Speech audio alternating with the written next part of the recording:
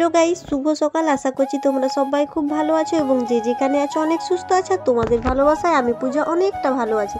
বাঁকুড়া জেলার ছোট্ট একটি গ্রাম থেকে আমি পূজা নিয়ে চলে এলাম আর একটা নতুন ব্লগ ভিডিওটা প্রথম থেকে শেষ পর্যন্ত দেখার জন্য অনুরোধ রইল আমার সকল প্রিয় বন্ধুদের কাছে। আজকের ভিডিওটা তোমাদের জন্য স্পেশাল ভিডিও রয়েছে। দেখো, প্রথমে একটা সকালেই বড় সড়ো ব্যাগ নিয়ে বেরিয়ে পড়লাম, একটা জায়গায় যাব। তো তোমরা তো টাইটেল আর থাম্বনেল দেখেই বুঝতে পেরে গেছো। তাহলে বন্ধুরা আর কথা কেন, ভিডিওটা স্কিপ না করে দেখে যাও। এখন ঘড়িতে বাজে 11:40। এই সময়ে আজকে বেরোতে হলো, কেন জানো তো? সকালে প্রচুর চাপের কারণে তাড়াতাড়ি বেরোতে পারিনি, নইলে হয়তো সকাল সকালেই যেতাম।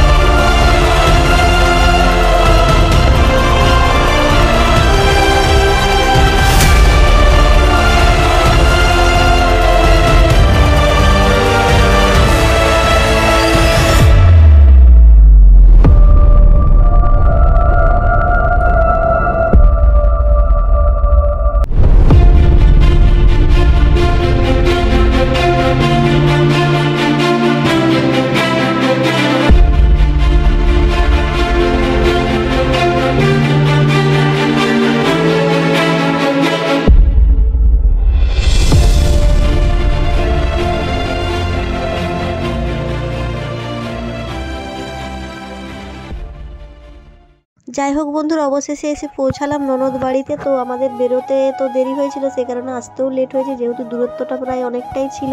আর এখন ঘড়িতে বাজে প্রায় 1:30 মতো। জানো তো বন্ধুরা, এখানে না আমি আগে কখনো আসিনি। এটা হচ্ছে বরের দিদি বাড়ি, মানে আমার ননদ বাড়ি। যাই হোক, বরের দিদি মানে তো আমারও দিদি। তো দিদি বাড়ি চলে এসেছি, খুব ভালো লাগলো। এখানের মানুষজন কত ভালো, দেখো এসে না এসেই কিন্তু আমাদেরকে মিষ্টি জল খেতে দিয়ে দিয়েছিল। তারপর মিষ্টি জল খেয়ে তাড়াতাড়ি করে না দুপুরের খাবারটা খেয়ে নিলাম, কেননা তাহলে হলুদ তেলের সময়টা নইলে পার হয়ে যাবে। তো দেখো, এখন আমরা খাওয়া দাওয়া করে একটুও সময় নষ্ট করিনি। মেয়েকে ঘুম পাড়ানোর চেষ্টা করলাম, কিন্তু ও ঘুমোলো না। যাই হোক, আমি এখন একটু সাজুগুজু করতে লেগে গেছি। অনেকদিন মেকআপ করিনি, তাই ভাবলাম আজকে বিকেলে একটু মেকআপ করে নিই। তো হালকাভাবে একটু মেকআপ করে নিচ্ছি, আর যেহেতু হলুদ তেল আছে সে কারণে দেখো আমি একটু হলুদ শাড়ি পরে নিয়েছি। আর একটা কথা কি জানো তো, প্রায় 2 বছরের মতো হয়ে গেল কোনো বিয়ে বাড়িতে যাইনি। আজকে কিন্তু ফুল এনজয় করে ছাড়বো, তাই তোমরাও মিস করো না। কোনো মানুষকে ঠকিয়ে নিজেকে চালাক মনে করো না, সময়ের ব্যবধানে তুমিও একদিন ঠকে যাবে। যেহেতু এখানে আমি নতুন এসেছি, আমি ভেবেছিলাম জানি না ওখানে যাওয়ার পর কী হবে। বাড়ির থেকে আসার আগে অনেকটাই চিন্তা করেছিলাম, কিন্তু না, এখানে আসার পর সম্পূর্ণ আলাদা। জানো বন্ধুরা, এখানের মানুষজন সবাই খুব ভালো, আমি সবার সাথে মিশে গেছি। দেখো, এখন আমরা হলুদ দোলের জন্য রেডি হচ্ছি। আর এখন আমি যা চুল বেঁধে দিচ্ছি, এটা আমার ভাগ্নি হয়। ছোট্ট মেয়ে চুল টুল ভালো করে বাঁধতে জানে না, তাই আমি ওর একটু খোপা করে দিচ্ছি। আর খোপাটা খুব সুন্দর লাগবে, তোমরা দেখো, আশা করছি তোমাদেরও ভালো লাগবে। এত বড় বিয়ে বাড়িতে কিন্তু এই খোপাটা কেউ করে না, আমি নিজেও করিনি। তো ওকে বললাম একটু করে দিই, যেহেতু আমার নিজে একা একা করতে সময় লাগবে, তাই ওর একটু ছোট চুল আছে, সহজেই হয়ে যাবে, তাই ওকে আমি করে দিচ্ছি। এই খোপাটার নাম হলো রোল খোপা। একবার এই খোপা করবো, কিন্তু তার মধ্যে কিন্তু 2টা খোপা হয়ে যাবে, একটা খোপার ভেতরে আর একটা খোপা। এইখানে অনেক আত্মীয় স্বজন এসেছে, কিন্তু আমি সবাইকে চিনি না, কিন্তু যাদেরকে চিনি তাদের সবার সাথে আমি কথা বলছি। আর সবার সাথে মিলেমিশে থাকতে তো আমার অনেকটাই ভালো লাগে। যাই হোক, এখন আমরা একটু বাইরের দিকে বেরিয়ে গেলাম। ভাবলাম এত সাজুগুজু করলাম, একটু সেলফি ফটো টটো না উঠলে হয়। এই যে দেখতে পাচ্ছ, এটা আমার মিষ্টি একটা ভাগ্নি, ও আমাকে সেলফি তুলে দিচ্ছে এবং নিজেরাও দুজনে উঠছি। এদিকে সকল আত্মীয় স্বজনের জন্য রান্না বান্না চলছে। আর চলো বন্ধুরা, যেহেতু বিকেল হয়ে গেছে, এরপর গায়ে হলুদ হবে। গায়ে হলুদের পার্ট তোমাদের সাথে শেয়ার করে, স্কিপ না করে দেখে যাও।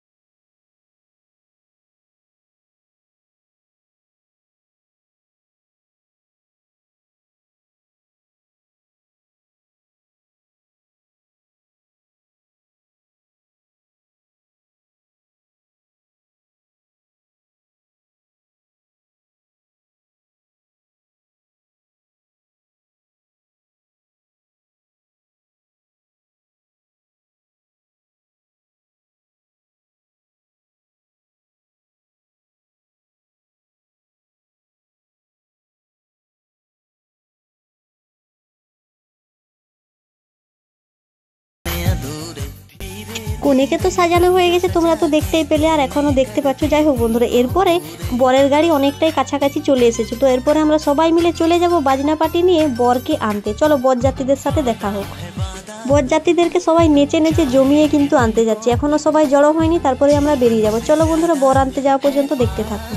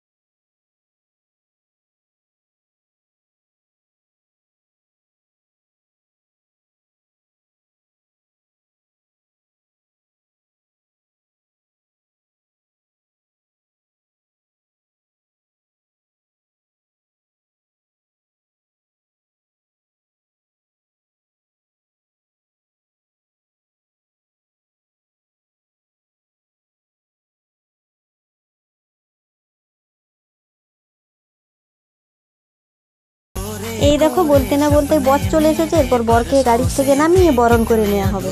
বরকে গাড়ি থেকে নামানো পর্যন্ত আর তারপর বিয়ের পাট পর্যন্ত তোমরা দেখতে থাকো।